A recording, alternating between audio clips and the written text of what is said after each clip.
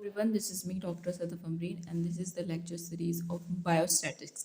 सबसे पहले हम देखते हैं कि बायोस्टैटिक्स की डेफिनेशन क्या है। It is the science of numerical data. ये एक साइंस है जिसमें हम न्यूमेरिक्स का इस्तेमाल करते हैं, जिसको आप क्या करते हैं which are systematically collect and then classified then analysed then interpreted and draw the vital conclusion. सही है ना। हम क्या करते हैं इसके अंदर, ये एक न्यूमेरिकल डाटा की साइंस है जिसके अंदर हम सिस्टमेटिकली कलेक्ट करते हैं, क्लासिफाइड करते हैं, एनालाइज करते हैं, इंटरप्रेटेड करते हैं और ड्रॉ करते हैं वाइटल कंक्लूजन को।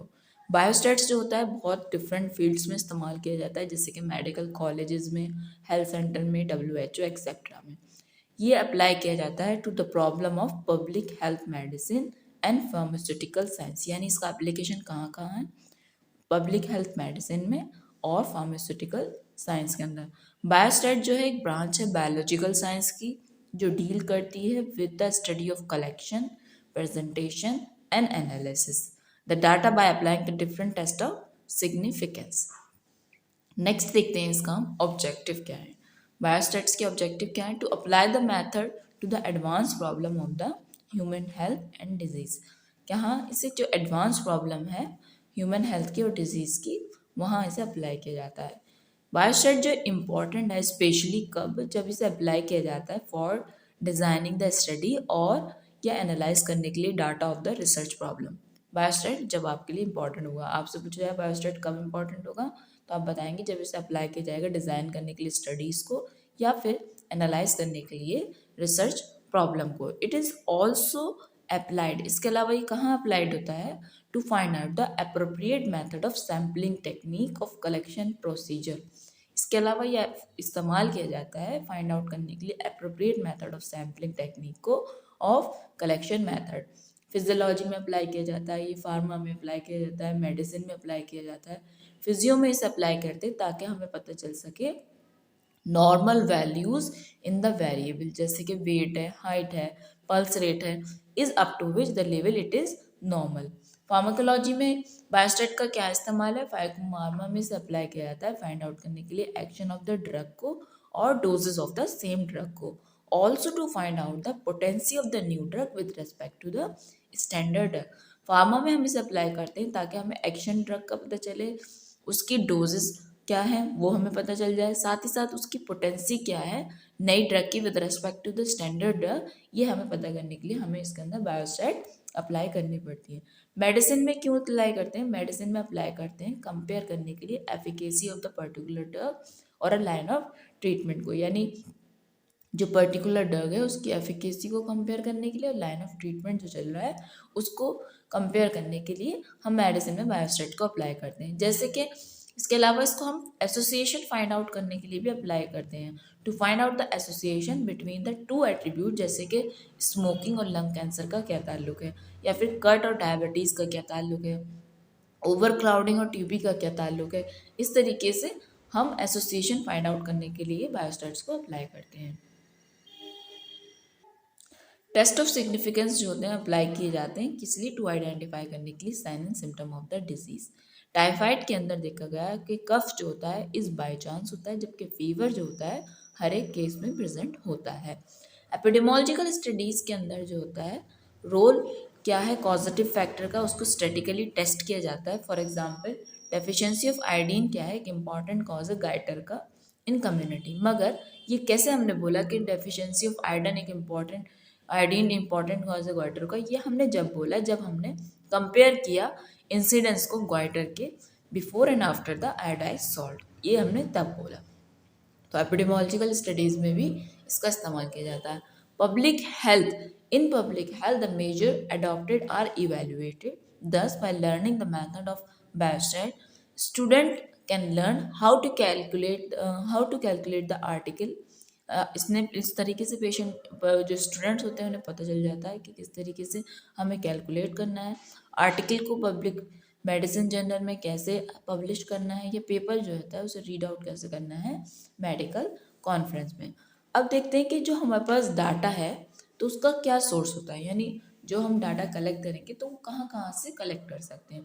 तो तीन मेन सोर्स होती हैं डाटा कलेक्ट करने के लिए मेडिकल डाटा को। क्या होता है, पहला होता है एक्सपेरिमेंट, सर्वे एंड रिकॉर्ड, यानी ESR। एक्सपेरिमेंट के थ्रू करते हैं, सर्वे के थ्रू करते हैं और रिकॉर्ड्स।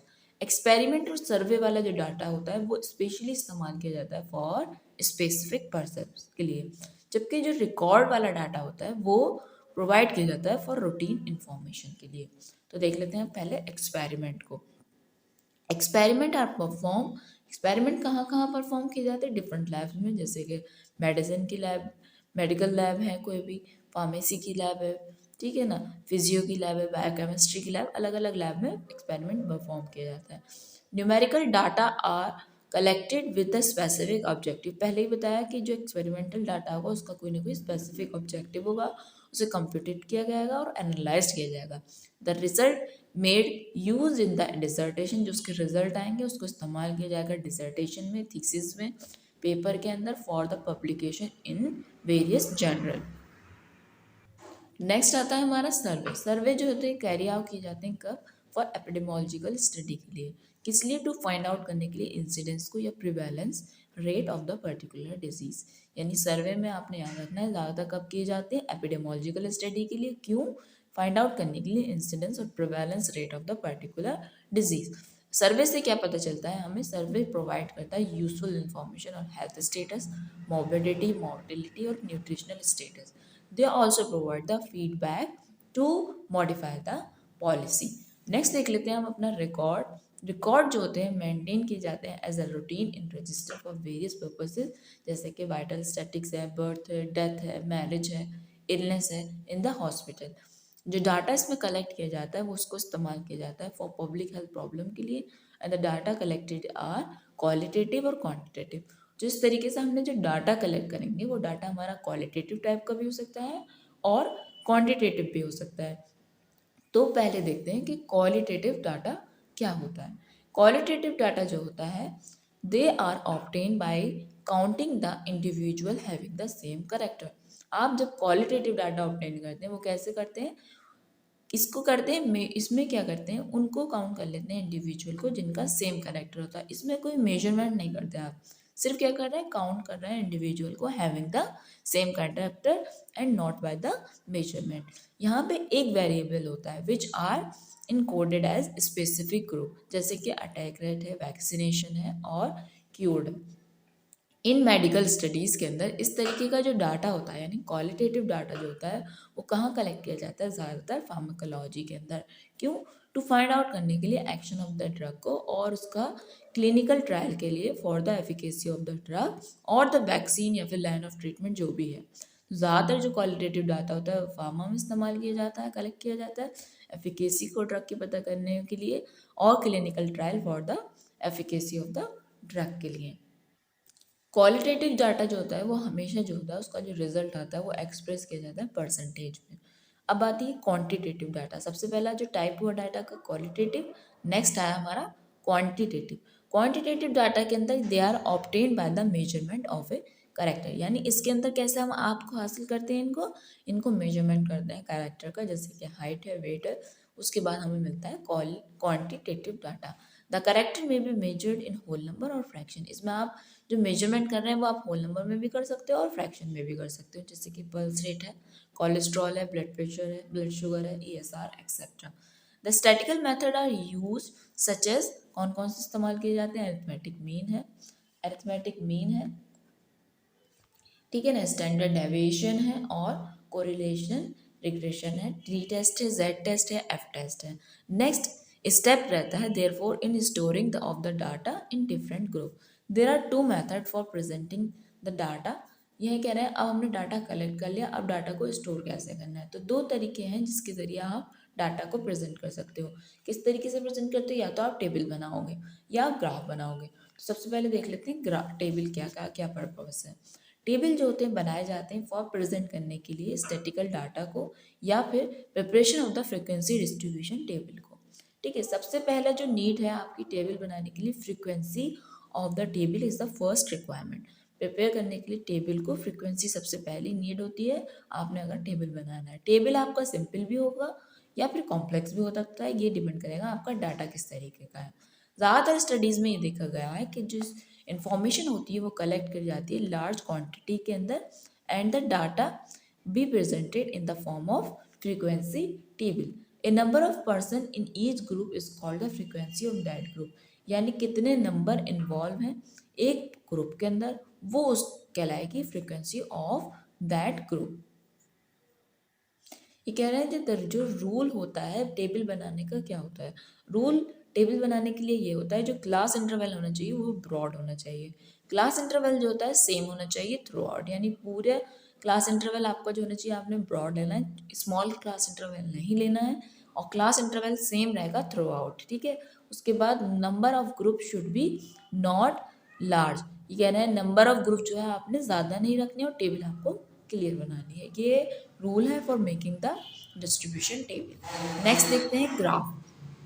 टेबल बनाने के बाद फ्रीक्वेंसी को आप प्रेजेंट कर सकते हैं बाय ग्राफ, जैसे कि कौन कौन से ग्राफ होते हैं, हिस्टोग्राम है, फ्रीक्वेंसी पॉलीगन है, फ्रीक्वेंसी कर्व है, ओजाइव कर्व है। ये कहने हैं जो क्वालिटेटिव डाटा होता है वो प्रेजेंट किया जाता है बाय द पाई डायग्राम के जरिए। अब देखते हैं डाटा कितने तरीके का होता है। तो डाटा आपके पास जो होता है वो दो तरीके का है, प्राइमरी डाटा, एक सेकेंडरी डाटा। अभी हमने एक डाटा की टाइप पढ़ी, qualitative data and the quantitative data. अब देखते हैं प्राइमरी डाटा क्या होता है। प्राइमरी डाटा ओरिजिनली कलेक्ट किया जाता है किसी भी इन्वेस्टिगेशन के लिए।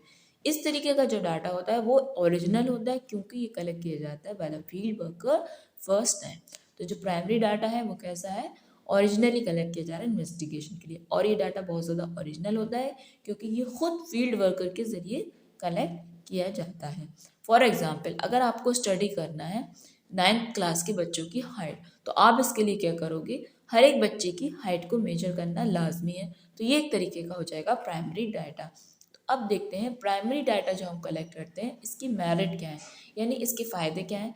प्राइमरी डाटा बहुत ज़्यादा उसकी एक्यूरेसी हाई होती है और ये डेटा को शो करता है डिटेल में। डीमेरिट क्या है इसकी, नुकसानात इसके ये हैं कि ये जो है इसके लिए, अब आपको मान लीजिए ये एग्जांपल मैंने बताया कि आपको अगर क्लास 9 के बच्चों की हाइट मेजर करनी है तो आपको सबकी मेजर करनी पड़ेगी।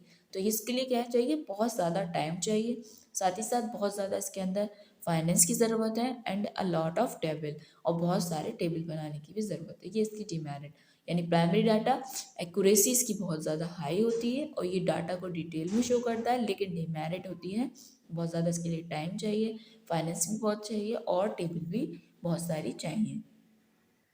नेक्स्ट आती है कि प्राइमरी डाटा को किस तरीके से कलेक्ट कर सकते हैं, यानी what are the method which we used for the collection of primary data.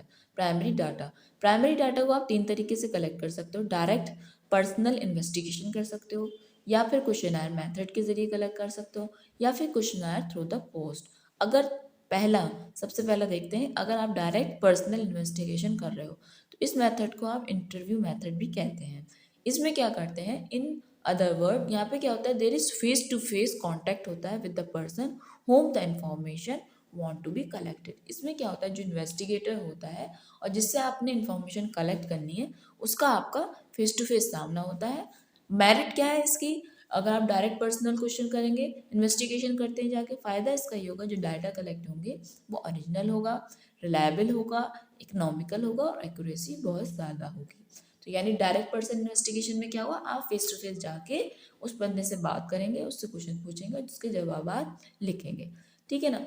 Merit इसकी क्या होगी, डाटा जो कलेक्ट होगा वो बहुत ज़्यादा ओरिजिनल होगा, रिलायबल होगा, इकोनॉमिकल होगा और ग्रेट एक्यूरेसी होगी। नेक्स्ट हमारा जो मेथड है डाटा कलेक्ट करने का, प्राइमरी डाटा को हम क्वेश्चनायर मेथड के थ्रू कर सकते हैं। क्वेश्चनायर मेथड के अंदर क्या है, as regard the question another the investigation prepare the test of question and personally visit the person along with the questionnaire and note down the score and reply। इसमें क्या करेगा, जो इन्वेस्टिगेटर है वो पहले से एक पेपर पे क्वेश्चन की लिस्ट तैयार कर लेगा, यानी लॉट ऑफ क्वेश्चन तैयार करके पर्सनली जाके उस बंदे से मिलेगा, वहाँ पे जाके उससे क्वेश्चन पूछेगा, पूछ के उसके बाद उसके रिप्लाईज लिखेगा और फिर उसका स्कोर करेगा। तो इस तरीके से आप डाटा कलेक्ट करेंगे तो इसकी मेरिट रहेंगी कि इसमें क्या होगा, आप लार्ज नंबर ऑफ इन्वेस्टिगेशन को कवर कर सकते हैं, एक्यूरेसी इसकी ज़्यादा होगी। थर्ड मेथड था हमारा पोस्ट के जरिए जो करते हैं, यानी questionnaire through the post method, ठीक है ना। इसमें क्या होता है कि पोस्टल मेथड के अंदर जो इन्वेस्टिगेटर होता है वो प्रिपेयर कर लेता है लॉट ऑफ क्वेश्चन को और क्या करता है उसमें सेंड कर देता है बाय पोस्ट के जरिए। तो इसके अंदर क्या होता है कि जो रेस्पोंडेंट हो यानी जो रिसीवर होता है वो मस्ट बी एजुकेटेड होना चाहिए, क्योंकि अगर एजुकेटेड हो नहीं होगा तो उसके लिए बेकार है, वो पढ़ नहीं पाएगा। तो इसके लिए एक कंडीशन अप्लाई हो गई कि the respondent must be educated. तो अब इसकी मेरिट क्या होंगी, जो डाटा आप इससे कलेक्ट करोगे बहुत ज़्यादा ओरिजिनल होगा, इकोनोमाइज्ड होगा, कंसाइज्ड होगा सॉरी, और इसके अंदर चांसेस ऑफ एरर के चांसेस कम होंगे। डाटा ओरिजिनल होगा, कंसाइज्ड होगा, लेस चांसेस ऑफ एरर होंगे। नेक्स्ट देखते हैं सेकेंडरी डाटा। सेकेंडरी डाटा की जो सोर्सेज होती हैं, कहाँ कहाँ से हमें सेकेंडरी डाटा मिलता है, जैसे official publication of the government से मिलता है, report of the different committee से मिलता है, न्यूज़पेपर से, मैगजीन से मिलता है, प्राइवेट पब्लिकेशन से मिलता है, रिसर्च स्कॉलर पब्लिकेशन से मिलता है। अब देख लेते हैं लिमिटेशन क्या है इसकी। लिमिटेशन इसके लिए है कि इसके लिए कोई प्रॉपर प्रोसीजर नहीं होता, ठीक है, may not cover the full period of investigator, ठीक है ना, लैक ऑफ एक्यूरेसी होती है। नाउ द चॉइस जो है, आप प्राइमरी डाटा कलेक्ट करें या सेकेंडरी डाटा कलेक्ट करें, ये कोई बहुत इजी टास्क नहीं होता, क्योंकि हमारा बहुत सारे फैक्टर्स ऐसे होते हैं जिससे हमारी चॉइस जो होती है वो इन्फ्लुएंस होती है। जैसे कि टाइम, सबसे पहली बात जो है आपका कितना टाइम है आपके पास, वो डिपेंड करता है आपकी चॉइस ऑफ डाटा कलेक्ट करने के लिए। फाइनेंस कितना है आपके पास, एक्यूरेसी कितनी है, लेबर कितनी है, और कलेक्शन एजेंसी क्या है आपकी, ये डिपेंड करेगा आपको कौन सा डाटा जो है, प्राइमरी डाटा कलेक्ट करना है या सेकेंडरी डाटा, इस चॉइस को डिसाइड करने में ये सारे फैक्टर्स जो होते हैं हेल्प करते हैं, बहुत ज़्यादा इंपॉर्टेंट रोल प्ले करते हैं। What are the factor that can influence the choice of collecting the data, that is time, finance, accuracy, labor and the collection agency। तो आज हमने डिस्कस किया कि बायोस्टैट क्या है, उसका स्कोप क्या है, डाटा कितने तरीके का होता है, एक प्राइमरी डाटा होता है, एक सेकेंडरी डाटा होता है, सही है। उसके बाद प्राइमरी डाटा के अंदर कितनी तरीके से आप कलेक्ट कर सकते हो, और सेकेंडरी डाटा की क्या क्या लिमिटेशन होती हैं। तो I hope you like this video. If you like please hit like button and share with your friend. फिर मिलते हैं आपसे नेक्स्ट वीडियो के अंदर, जब तक के लिए थैंक यू सो मच।